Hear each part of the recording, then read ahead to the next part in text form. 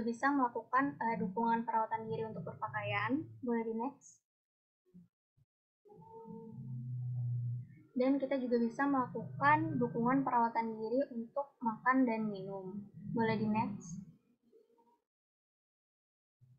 Selanjutnya kita juga bisa melakukan dukungan perawatan diri untuk pasien yang memiliki masalah personal hygiene. Boleh di next. Lalu selanjutnya untuk diagnosa risiko jatuh sesuai dengan SIKI, kita bisa melakukan intervensi dengan pencegahan jatuh. Boleh di next. Boleh di next lagi. Ya, oke. Untuk selanjutnya yaitu mengenai implementasi keperawatannya.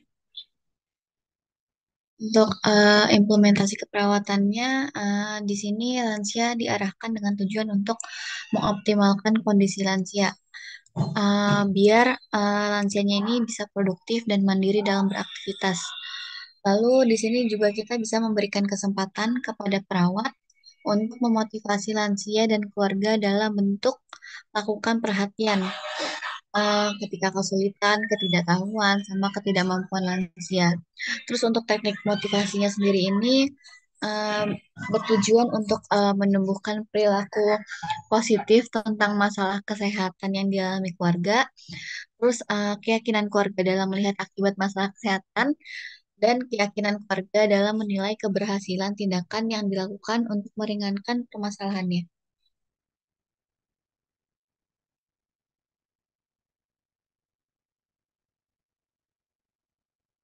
Nah, di sini juga ada bentuk-bentuk pelaksanaan tindakan dari perencanaan yang telah dibuat untuk mempertahankan kemampuan aktivitas sehari-harinya. Biasanya di sini kita melakukan olahraga, terus ada senam aerobik juga, terus habis itu ada latihan penguatan otot, lalu ada fleksibilitas dan latihan keseimbangan, lalu ada terapi aktivitas kelompok. Nah, untuk terapi ini biasanya kan dapat meningkatkan fungsi kognitif pada lansia. Contohnya itu kayak pas terapi menulis buku harian atau diary, terus membuat silsilah pohon keluarga, mengisi teka-teki silang, terus membuat kartu ucapan, sama mencocokkan kartu.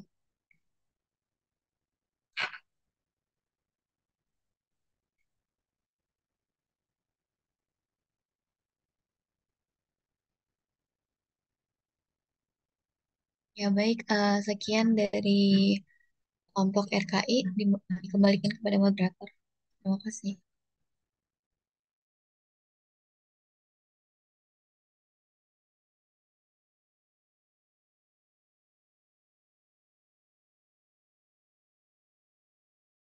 Ya, demikian presentasi dari kelompok 2.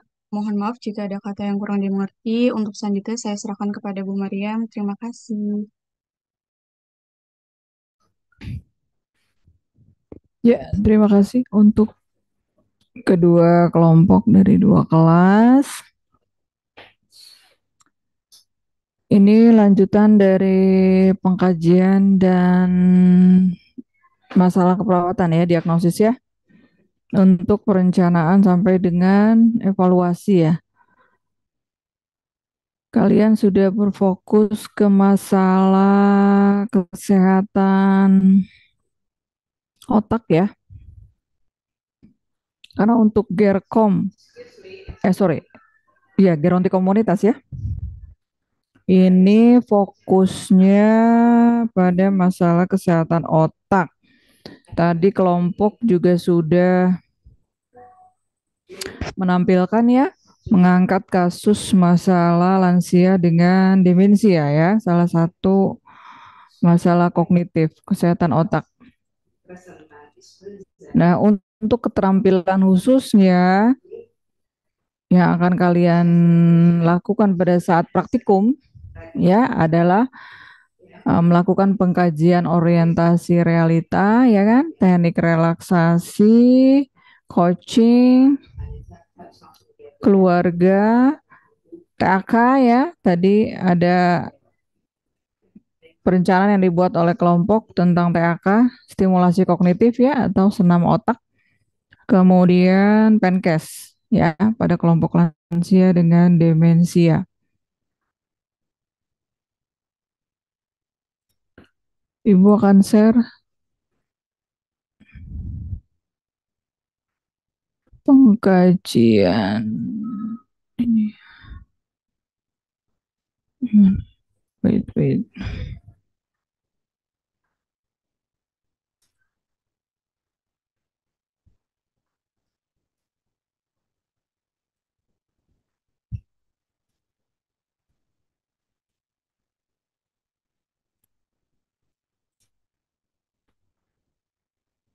Ini ya.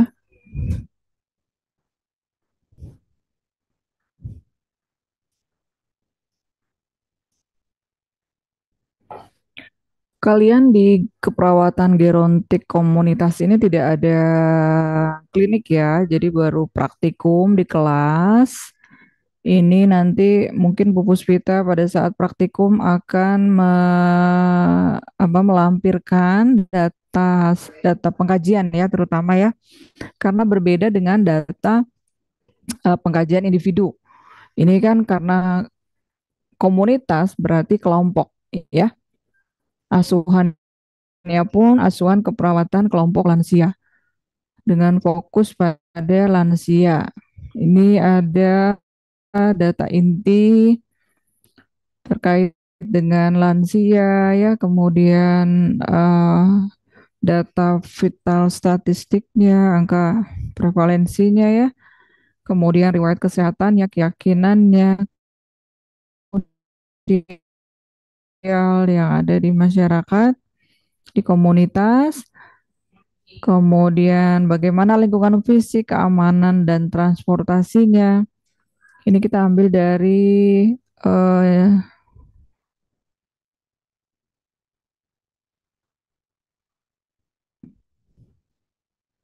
komunitas partner ya, kemudian pendidikan, bagaimana ketersediaan sarana fasilitas lansia untuk belajar, kemudian pemanfaatan sarana pendidikan, jadi fokus ke lansia semuanya ya.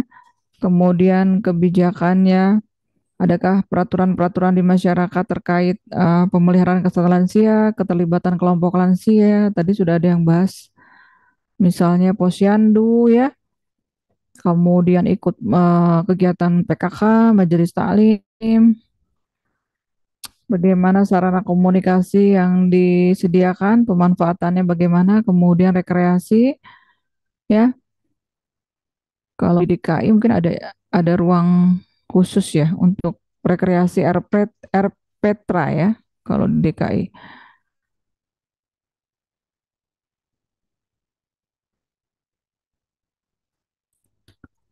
Ini diagnosis keperawatannya bisa aktual, resiko maupun potensial.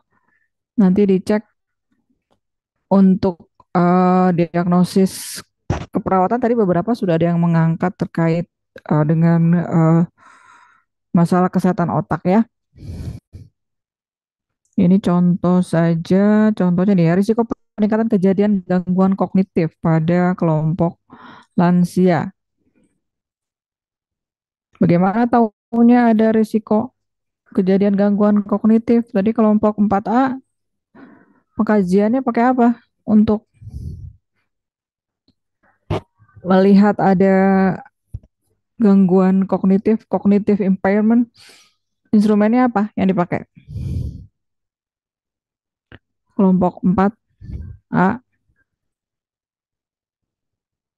untuk mengkaji gangguan kognitifnya pakai apa?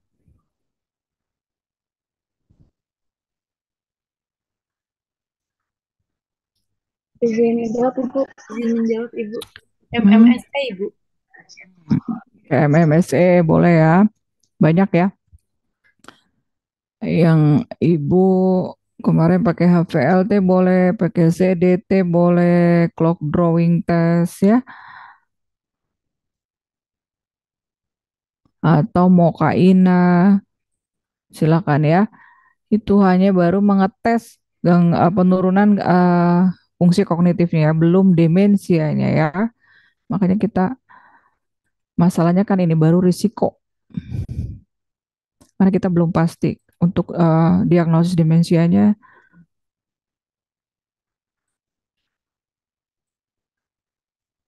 Harus ada hasil CT scan ya untuk ketepatan diagnosis demensia. Apakah Alzheimer, apakah fronto, apakah Lewy body ya.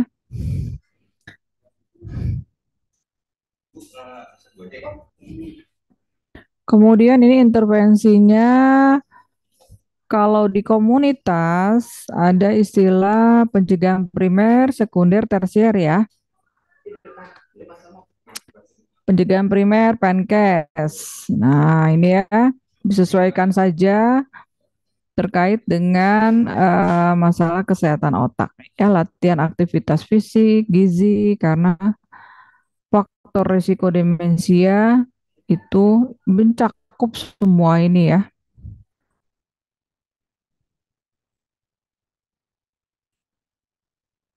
Buka lagi aplikasi Ibu ya, yang Kedusia RSM ya. Kalian udah kan? Geron Teknologi ya. Aplikasi yang punya Ibu, Keluarga Peduli Demensia ya. Kedusia RSM, di situ semua bahannya ada terkait dengan demensia. Kemudian ini demonstrasi ya.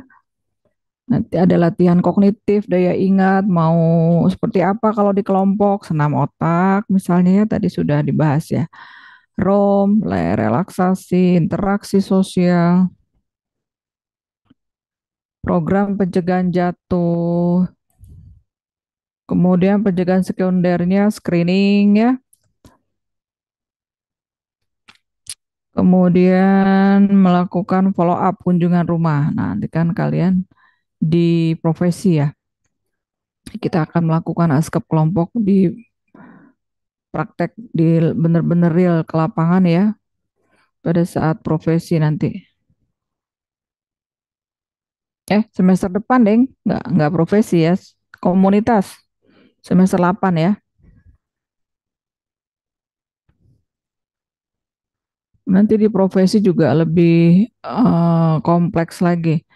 Kemudian pencegahan tersier. Nah, ini ya konseling, memelihara pemulihan ya pasca sakit.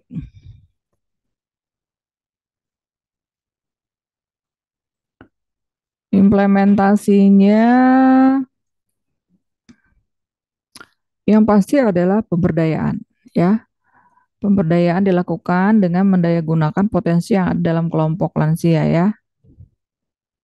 Semua harus aktif, terlibat. Tadi contoh kasus berapa? 16 ya, 16 lansia ya. 15 lansia, Ibu. 15, oh 15. Nah itu ini harus diberdayakan, harus ikut semua aktif. Kemudian ada kegiatan Penkes, pasti ya. Nah, bedanya apa nih karena lansia, ada poin-poin, ada media, ada syarat ya. Pendidikan kesehatan harus disesuaikan dengan kebutuhan kelompok, apalagi ini sudah lansia. Kira-kira medianya buat lansia harus seperti apa? Nanti ya, ada yang bahas ini ya tentang Penkes, kemudian kemitraan, kerjasama ya. Ini juga penting untuk kesuksesan dari perencanaan yang sudah dibuat ya. Ada perencanaan pembagian tugas ya, evaluasinya bagaimana, kerjasama dengan lintas program, lintas sektor, aparat ya, kader, RT RW. Kemudian ada proses kelompok, pasti. Namanya juga askep kelompok ya, dilakukan secara berkelompok. Ini kalau misalnya 15 lansia itu memiliki masalah yang sama, yaitu adalah risiko gangguan kognitif, risiko demensia ya, cognitive impairment. Nah, ini bisa dibuat kelompok peer group atau self help group ya, di mana mereka bisa saling membantu, saling menguatkan di antara lansia di kelompok tersebut. Kemudian memberikan perawatan secara langsung, direct care. Untuk evaluasinya, pastinya menilai keberhasilan asuhan ya. Tujuannya apakah tingkat kemandirian lansia kita cek dalam kelompok tersebut. Kemudian evaluasi dilakukan oleh koordinator Perkesmas di Puskesmas bersama-sama kader. Nah, ini kerjasamanya nih dengan Puskesmas bagaimana yang akan kalian rasakan pada saat semester 8 nih ya. Bekerja sama dengan Puskesmas dengan program yang ada di Puskesmas. Kemudian kita cek masuk ke tingkat kemandirian keberapa? Ya, ini ya tingkat kemandiriannya ya. 1 2 3 4. Apakah lansia mengikuti kegiatan kelompok secara teratur? Ya, nanti kan ada nggak mungkin dalam kalian kan nanti praktek itu kurang lebih 3 minggu ya di masyarakat. Nah, nanti bisa dicek ini tingkat kemandiriannya setelah berapa kali kegiatan gitu ya, kegiatan terlibat dalam kegiatan kelompok sesuai dengan perencanaan yang dibuat.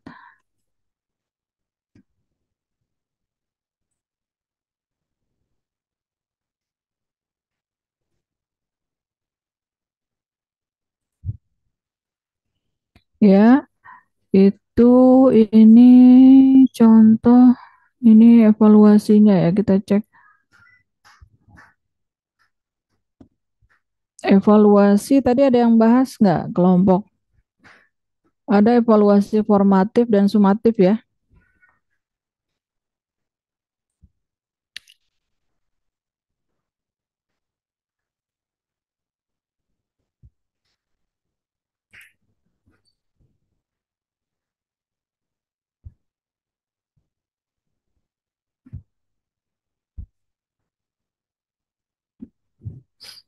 Evaluasi formatif, sumatif, formatif langsung pada saat ketika kalian melakukan tindakan ya dievaluasi.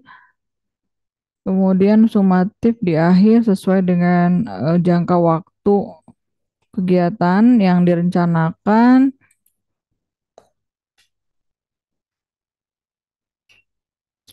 Evaluasi ini penting ya dilakukan ya untuk melihat apakah kemanfaatannya ya, apakah sesuai dengan tujuan.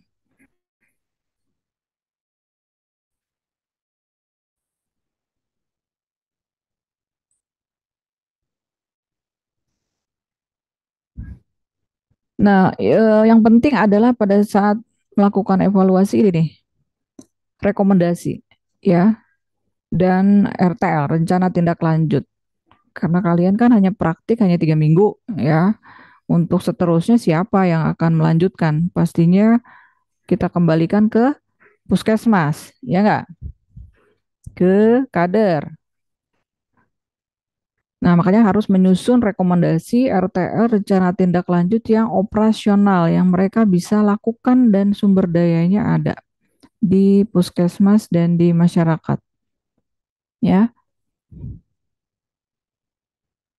jadi sudah ada posyandu lansia, sudah ada kegiatan kelompok.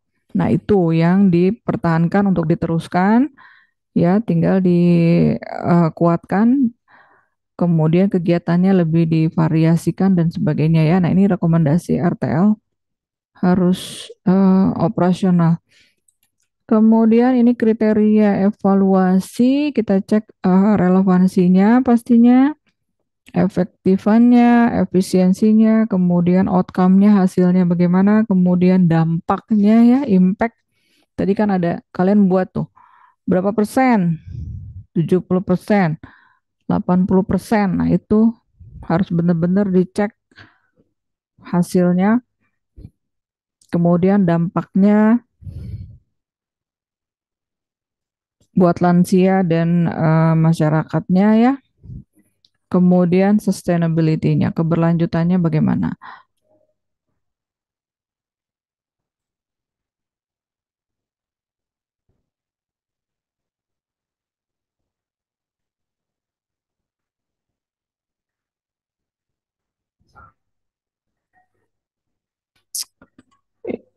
Nah, ini juga bisa diangkat ya, ini juga bagian dari masalah kesehatan otak juga, stroke ya.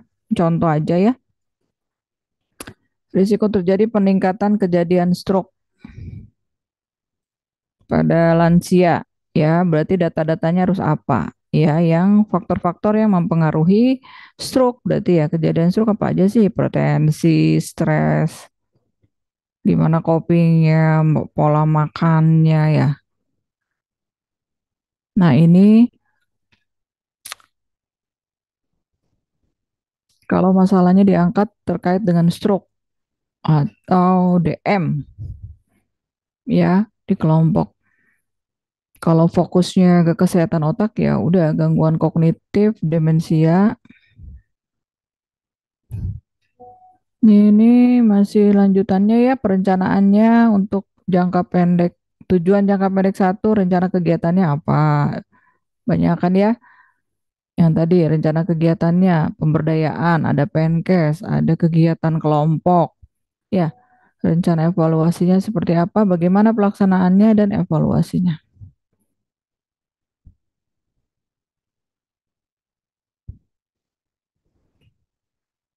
Oke.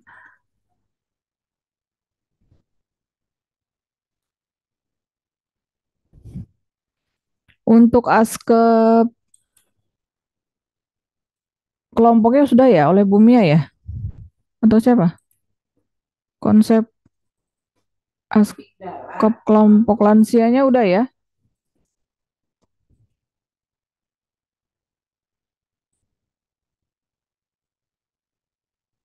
Jadi kan fokusnya ke upaya promotif dan preventif ya, askop kelompok.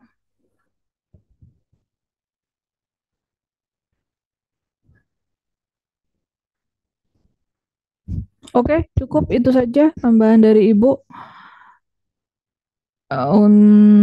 Makalah dan PPT-nya sudah dikirim ya. Nanti buat bahan kita pada saat praktikum. Jadi yang jelas targetnya untuk praktikum adalah tadi ya, latihan bagaimana melakukan latihan orientasi realita, TAK, PNKES, coaching ya, dan stimulasi kognitif.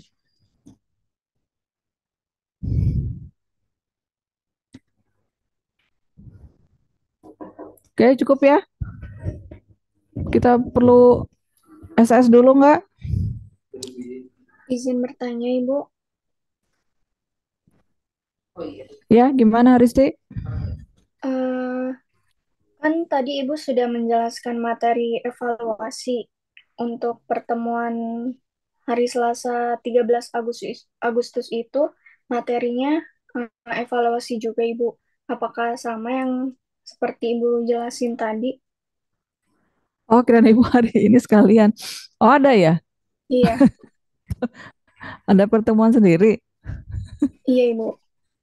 Nggak usah lah, sekarang aja. Oh, berarti ini langsung dua pertemuan ya Ibu? Ya, nanti contoh ininya Ibu kirim ya. Iya, baik Ibu.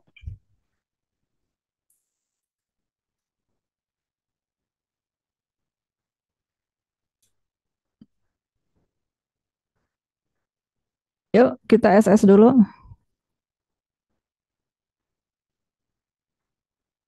Baik, untuk kelas A silakan raise hand dan on cam.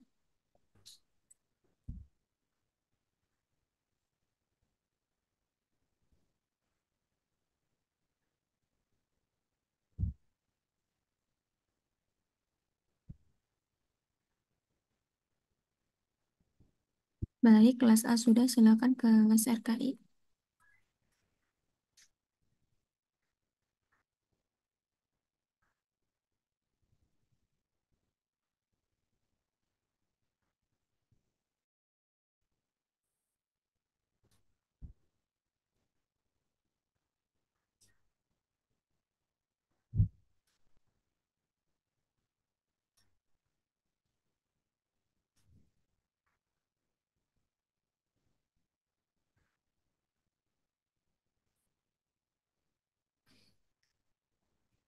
Oke, sudah. Terima kasih. Pada sehat ya semua ya. Harus sehat karena hari Jumat kalian akan ke Jatiwarna ya. Ikut lomba 17 Agustusan. Oke, terima kasih. Sampai ketemu di pertemuan berikutnya praktikum ya berarti ya. Assalamualaikum warahmatullahi wabarakatuh. Selamat siang. Terima kasih, Bu. warahmatullahi Terima wabarakatuh. kasih, Bu. Ya.